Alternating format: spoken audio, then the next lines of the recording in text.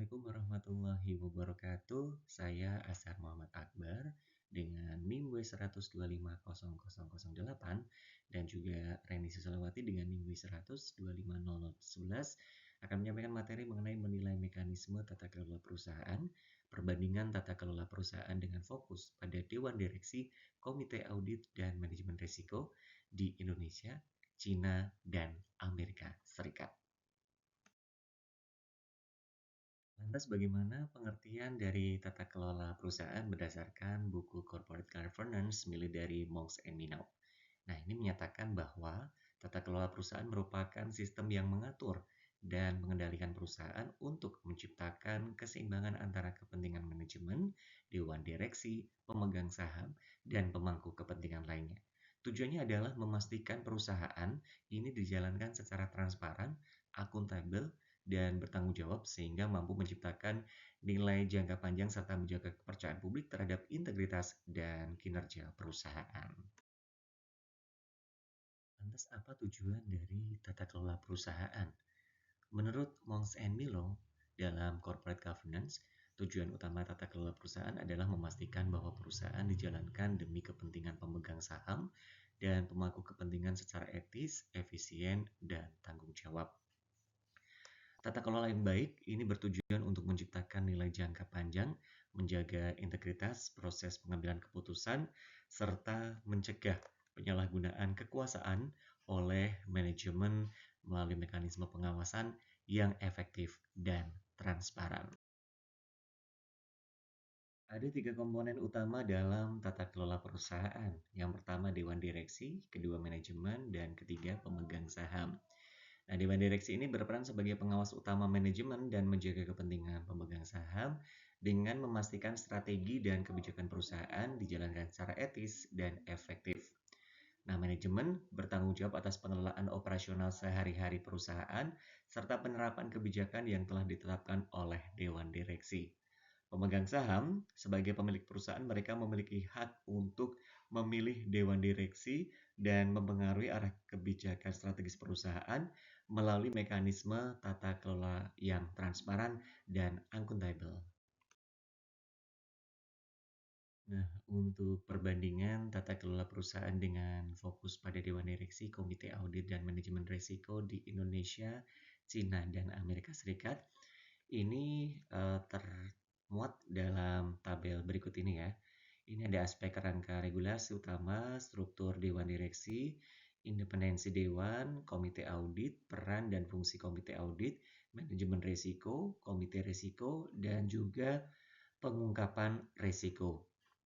Nah, untuk di Indonesia ini, untuk kerangka regulasi utamanya ada OJK, kemudian Undang-Undang Perseroan Terbatas, kode GCG KNKG, kemudian kalau di Cina ini ada China Securities Regulatory Commission, Company Law, Corporate Governance Code.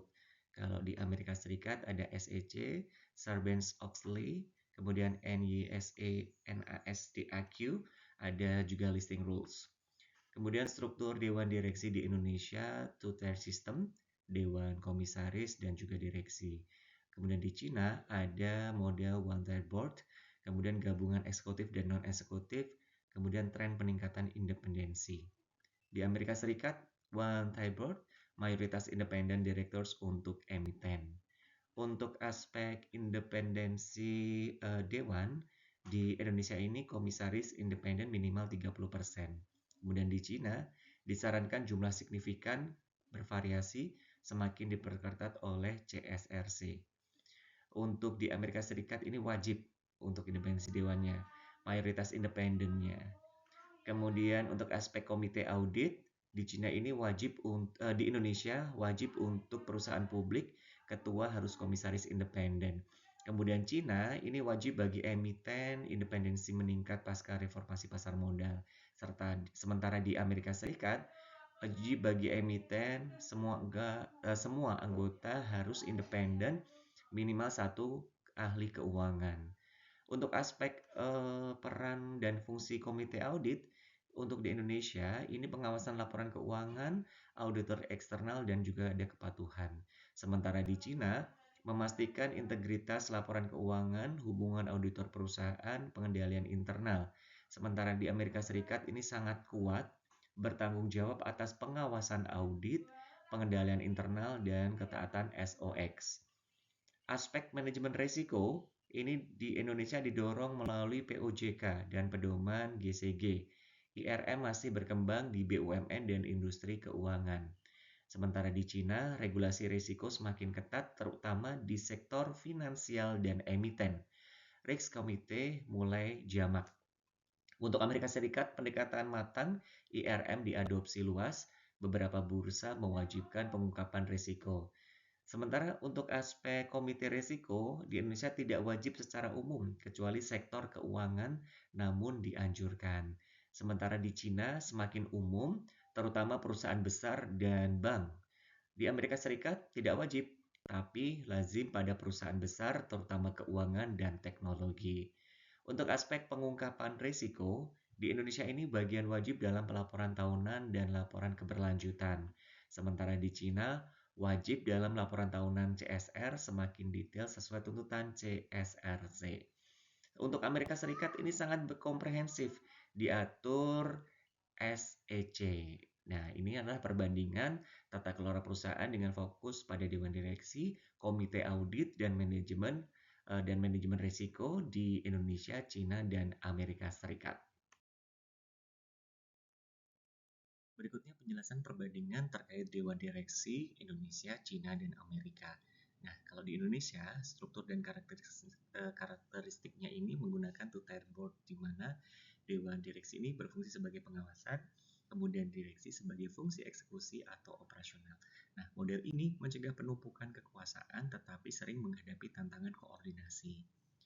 Lantas untuk komisaris independen ini minimal 30% untuk emiten, tetapi kualitas independensinya sangat bergantung pada pemegang saham pengendali. Banyak perusahaan publik dimiliki kelompok usaha besar atau keluarga, sehingga komisaris independen bisa memiliki keterbatasan pengaruh. Tantangannya apa ini? Tantangannya adalah minoritas investasi kadang tidak terlalu berdaya karena dominasi pemegang saham mayoritas. Dan kurangnya integrasi ini merupakan strategi antara dewan komisaris dan direksi pada perusahaan family owned. Berikutnya, penjelasan perbandingan terkait dewan direksi board of director di Cina. Kalau tadi sebelumnya udah di Indonesia ya. Nah, di Cina ini struktur dan karakteristiknya menggunakan one-tier system, penasehat dan eksekutif berada dalam satu dewan. Adanya komponen board of supervisors pada beberapa jenis perusahaan, namun pengaruhnya sering terbatas. Adanya peningkatan jumlah independent directors didorong oleh CSRC, tetapi aktivitasnya ini dapat dipengaruhi oleh dominasi perusahaan milik negara. Pengangkatan direktur ini melalui hubungan politik atau administratif. Ciri khususnya, ini Dewan Direksi sering bekerja dalam konteks kontrol negara, berbeda dengan korporasi barat yang lebih berfokus pada pasar. Dan peran partai komite atau komite partai ini pada Swiss dapat mempengaruhi keputusan strategis dan tata kelola.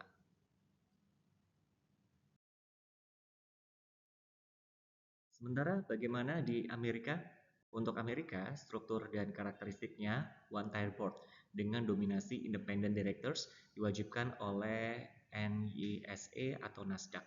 Nah, komite-komite wajib audit, kompensasi, nominasi harus dipimpin independen dan mekanisme checks dan balance-nya ini sangat kuat, sebagian besar karena litigasi tinggi, pengawasan ketat oleh investor internasional, kewajiban pengungkapan komprehensif oleh SEC. Nah, kelebihannya ini transparansi tinggi dan independensi dewan menjadi fondasi utama tata kelola. Peran aktif pemegang saham ini menekan manajemen dan dewan untuk bertindak secara disiplin. Lalu bagaimana penjelasan perbandingan terkait dari komite audit di Indonesia, Cina, dan Amerika? Di Indonesia, regulasi dan fungsi wajib untuk perusahaan publik sesuai dengan POJK nomor 55 tahun 2015.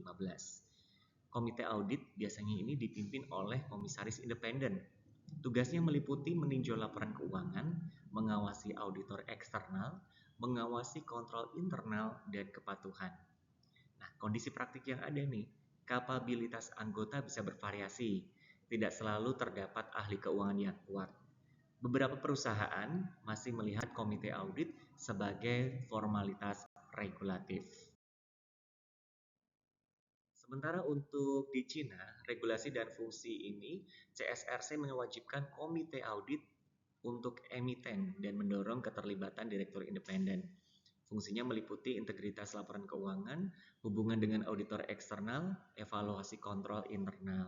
Kondisi praktik, reformasi setelah berbagai skandal akuntansi meningkatkan kekuatan komite audit, tetapi independensi sering dipengaruhi oleh struktur kepemilikan negara. Budaya perusahaan cenderung hierarkis, sehingga pertanyaan kritis dari komite audit ini dapat terbatas untuk bertanya seputar auditnya. Selanjutnya, komite audit di Amerika. Nah, di Amerika ini regulasi dan fungsi komite audit ini adalah komponen paling kuat dari tata kelola karena adanya Sarbanes-Oxley Act ya. Semua anggota harus independen, minimal satu harus financial expert. Dan tanggung jawabnya ini mengawasi auditor eksternal, mengawasi manajemen risiko terkait keuangan, memastikan efektivitas pengendalian internal. Ciri khasnya ini ada oversight sangat ketat sehingga kegagalan audit ini dapat menimbulkan tuntutan hukum serta sanksi SEC. Dan komite audit ini biasanya sangat aktif dengan pertemuan rutin dan memiliki dokumen yang sangat detail. Perbandingan selanjutnya yaitu perbandingan terkait manajemen risiko. Di Indonesia ini, kerangkanya ini POJK tentang manajemen risiko ini mengatur sektor keuangan dengan ketat, termasuk bank, asuransi, dan pembiayaan. Untuk korporasi non-keuangan, penerapan enterprise risk management ini meningkat tetapi belum merata. Praktik yang ada, perusahaan besar terutama BUMN sudah mengadopsi kerangka seperti KOSO ERM. Risiko yang diprioritaskan, risiko operasional, risiko kepatuhan, risiko reputasi, karena ini penting, karena terkait dengan pemerintah. Tantangannya apa yang di Indonesia nih? Tantangannya adalah budaya pelaporan risiko belum kuat. Komite risiko tidak diwajibkan secara umum, hanya sektor tertentu, sehingga peran bisa tumpang tindih dengan komite audit. Lantas untuk perbandingan terkait manajemen risiko di Cina, Cina ini kerangkanya pengawasan risiko diperkuat oleh regulasi CSRC, terutama setelah reformasi pasar modal dalam 10 hingga 15 tahun terakhir. Nah, SOS ini menerapkan mekanisme risk control yang terpusat dan kadang dipengaruhi oleh kebijakan negara. Praktiknya yang ada, banyak perusahaan mengadopsi ERM, khususnya yang listing di bursa global. Risiko yang dominan ini adalah risiko kepatuhan regulator, risiko pasar dan finansial, risiko geopolitik, dan risiko teknologi data. Karakteristik unik di Cina ini, negara sering memandu arah risiko yang harus diprioritaskan. Contoh nih, keamanan finansial nasional, terus stabilitas sosial. Lantas bagaimana nih dengan Amerika terkait manajemen risikonya? Kalau di Amerika, kerangkanya IRM ini sangat dewasa. Perusahaan besar menerapkan KOSO IRM versi terbaru. Dan SEC mewajibkan pengungkapan risiko secara detail di Form 10K, Item 1A Risk Factors. Nah, praktiknya banyak perusahaan memiliki risk committee terpisah, terutama di sektor keuangan, energi, teknologi, dan infrastruktur. Karakteristiknya di Amerika ini manajemen risiko ini keterbukaan risikonya sangat tinggi. Investor itu dapat dengan mudah menilai profil risiko perusahaan. Lantas budaya perusahaan menghargai transparansi dan accountability sehingga manajemen risiko ini dapat berjalan dengan dinamis. Selanjutnya tujuan studi kasus. Tujuan studi kasus tata kelola perusahaan adalah untuk menganalisis bagaimana prinsip-prinsip tata kelola diterapkan dalam praktik nyata, serta menilai efektivitas mekanisme pengawasan dan pengambilan keputusan di dalam perusahaan.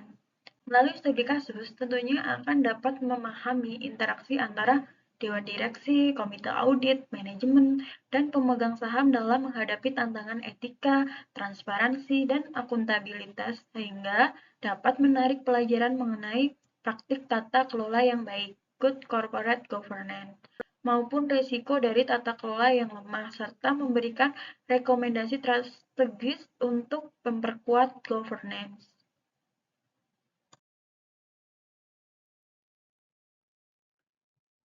Selanjutnya, studi kasus 1 di Indonesia. Kasus Garuda Indonesia.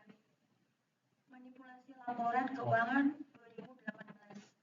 Masalah utamanya pada tahun 2018, Garuda Indonesia melaporkan laba sebesar 809.000 US dollar. Padahal seharusnya perusahaan rugi. Kesalahan ini berasal dari pengakuan pendapatan yang tidak sesuai standar akuntansi. Peran Dewan Direksi. Direksi dianggap menyetujui pencatatan pendapatan yang tidak sesuai. Dua komisaris, Khairul Tanjung dan Doni Oskaria, menolak menandatangani laporan keuangan karena tidak sesuai pernyataan standar akuntansi (PSAK), menunjukkan fungsi check and balance berjalan. Peran komite audit dinilai tidak efektif karena tidak mendeteksi kesalahan pengakuan pendapatan, tidak memberikan peringatan kepada direksi. Kelemahannya, pengawasan laporan keuangan tidak kuat. Manajemen risiko, pengendalian internal terhadap laporan keuangan lemah. Risiko kepatuhan, compliance risk tidak terkelola.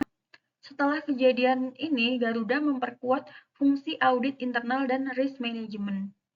Pelajaran dari kasus ini, peran komisaris independen sangat penting. Di Indonesia, komite audit harus aktif dan kritis dalam proses pelaporan keuangan.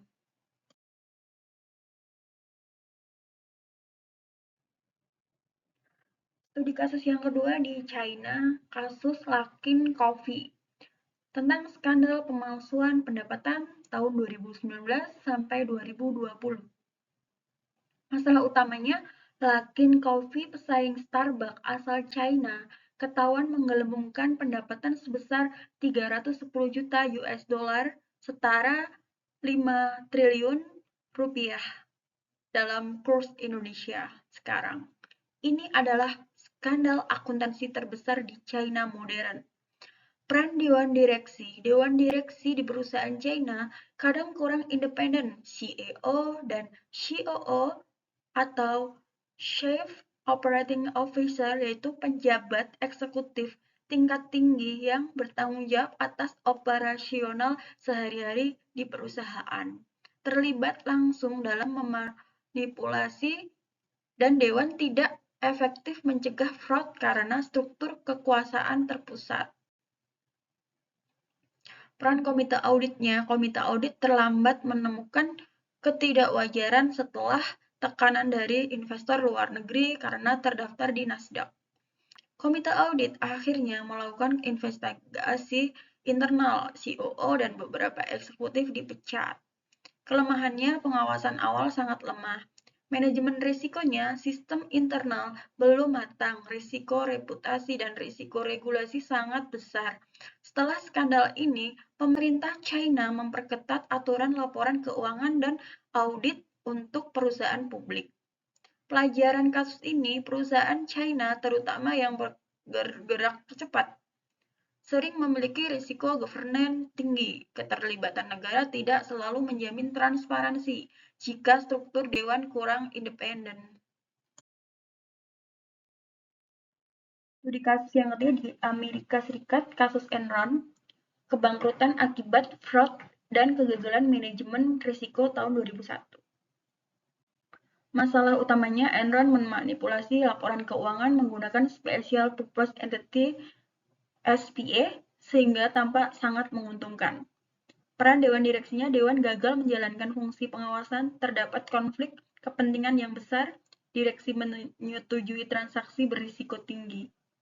Peran komite auditnya, komite audit dianggap lemah dan terlalu percaya pada manajemen dan auditor eksternal, Arthur Andersen. Tidak mempertanyakan angka-angka mencurigakan, tidak melakukan review risiko secara memadai. Manajemen resikonya tidak memiliki sistem risk management yang baik. Risiko keuangan dan risiko leverage tidak dikendalikan. Skandal ini mendorong lahirnya Sarbanes-Oxley Act 2002 (SOX) yang memperkuat independensi komite audit, internal control (ICVR), pengawasan auditor eksternal. Pelajarannya, Amerika Serikat belajar dari kegagalan Enron. Sekarang standar komite audit dan risk management sangat tinggi. COSO menjadi kerangka IRM yang paling banyak dipakai di dunia.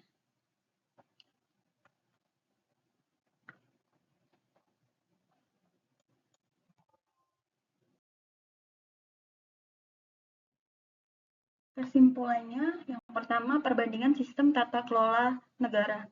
Di Indonesia, struktur two-tier board memberi pemisahan fungsi pengawasan Dewan Komisaris dan eksekusi direksi, namun independensi dan efektivitas pengawasan sering dipengaruhi pemegang saham, pengendali, atau pemerintah BUMN.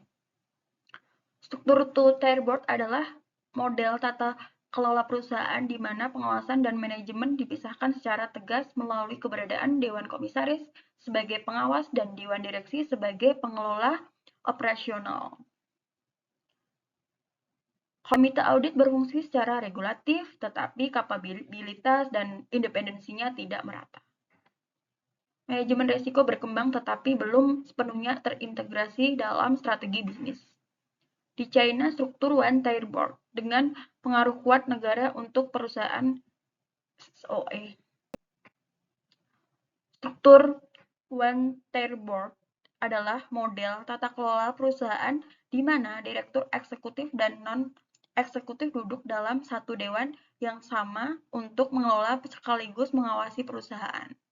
Sedangkan perusahaan SOE adalah singkatan dari State Owned Enterprise, yaitu perusahaan yang dimiliki dan dikendalikan oleh negara atau pemerintah, seperti BUMN. Komite audit relatif formal, tetapi kekuatan praktisnya dibatasi oleh kepentingan negara dan budaya hierarkis. Manajemen risiko sangat dipengaruhi tuntutan regulasi dan risiko geopolitik, bukan murni risiko bisnis. Di Amerika Serikat, sistem one-tier board dengan mayoritas anggota independen ketat. Komite audit sangat kuat karena Sarbanes-Oxley, kualitas oversight tinggi, manajemen risiko matang, transparansi tinggi, dan pengungkapan risiko wajib serta terstandarisasi.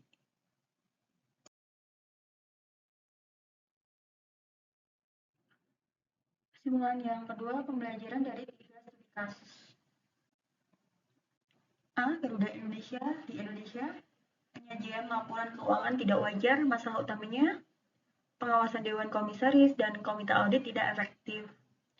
Direksi diduga melakukan manajemen laba, income smoothing. Manajemen risiko tidak mengidentifikasi risiko, akuntansi, dan tata kelola secara memadai. Akar masalahnya, dominasi pemegang saham pemerintah, budaya organisasi yang kurang transparan, tata kelola BUMN yang sering terpengaruh kepentingan non-bisnis. B. Luckin Coffee di China, fraud penjualan fiktif. Masalah utamanya, laporan keuangan dimanipulasi dengan pendapatan fiktif. Komite audit tidak memiliki kekuatan praktis menantang manajemen. Struktur perusahaan yang sangat terkonsentrasi memperkuat dominasi eksekutif. Akar masalahnya, budaya korporasi yang masih hierarkis. Pertumbuhan agresif yang didukung investor sehingga pengawasan diabaikan. Insentif jangka pendek yang sangat tinggi. Yang ketiga, kasus Enron di Amerika Serikat. Skandal akuntansi derivatif dan SPV. Masalah utamanya manipulasi laporan keuangan menggunakan SPA atau SPV. Komite audit tidak memahami kompleksitas transaksi. Perusahaan audit eksternal memiliki konflik kepentingan. Akar masalahnya, pemujaan hasil jangka pendek dan inovasi finansial berlebih. Pengawasan Dewan Direksi gagal menahan agresivitas manajemen. Sistem insentif yang salah, stock option memicu manipulasi laba. Selanjutnya saran untuk bernegara. Satu, di Indonesia, perkuat independensi Dewan Komisaris, terutama di perusahaan yang dikuasai keluarga atau BUMN. Kedua, tingkatkan kompetensi komite audit melalui sertifikasi wajib, misal audit, akuntansi, governance. Mandatkan pembentukan komite risiko untuk seluruh emiten atau perusahaan yang terdaftar di pasar modal. Pastikan rotasi auditor eksternal dan transparansi dalam proses penunjukan. Dua, di negara China, tingkatkan independensi direktur di perusahaan non-SOE. Perkuat perlindungan pemegang saham minoritas dari pengaruh politik atau negara. Berikan ruang diskusi yang lebih bebas dalam dewan atau mengurangi kultur senioritas. Perkuat fungsi whistleblowing internal dan investigasi independen. Yang ketiga, di negara Amerika Serikat, komite audit harus lebih dibekali pemahaman risiko teknologi dan keuangan kompleks. Cegah konflik kepentingan antara perusahaan dan auditor eksternal. Perkuat pengawasan terhadap kompensasi eksekutif untuk menghindari insentif manipulatif. Pengawasan lebih ketat atas transaksi off balance sheet atau transaksi keuangan yang tidak dicatat di laporan neraca. Perusahaan harus diawasi dengan lebih ketat agar tidak digunakan untuk menyembunyikan risiko atau kerugian. Rekomendasi umum lintas negara dan berbasis kasus. Satu, memperkuat peran Dewan Direksi. Dewan harus memiliki keanekaragaman kompetensi, keuangan, risiko, hukum, teknologi. Hindari dominasi tokoh tunggal atau kultus kepemimpinan seperti yang terjadi di kasus Enron dan Lakin. Perusahaan harus menghindari situasi di mana satu orang pemimpin memiliki kekuasaan yang terlalu besar, dikagumi tanpa kritik, dan keputusan perusahaan bergantung sepenuhnya pada dirinya.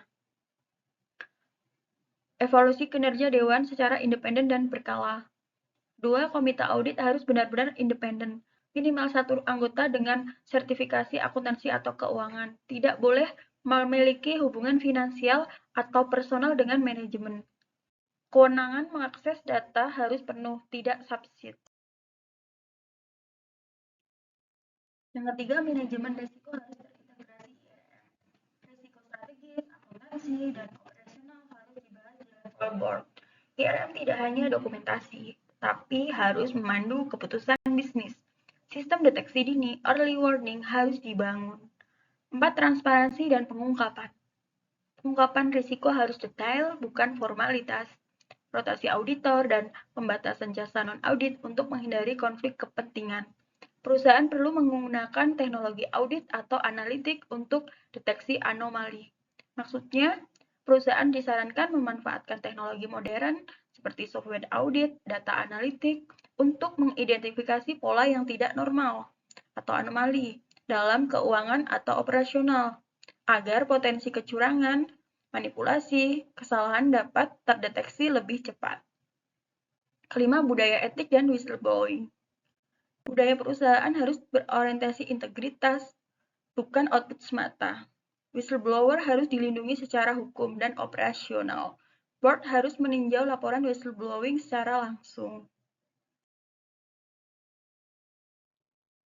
Untuk penutup, melalui perbandingan 3 negara dan studi kasus, Garuda, Luckin Coffee, dan Enron, terlihat bahwa kegagalan tata kelola biasanya terjadi bukan karena kekurangan struktur, tetapi karena lemahnya integritas, independensi, dan efektivitas kontrol. Tata kelola yang kuat membutuhkan dewan direksi profesional dan independen, komite audit yang berani dan kompeten, manajemen risiko yang terintegrasi penuh, dan budaya korporasi yang mendukung transparansi.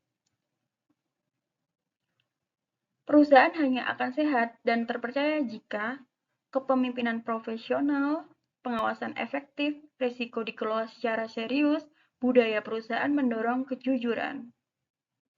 Cukup sekian presentasi dari kami.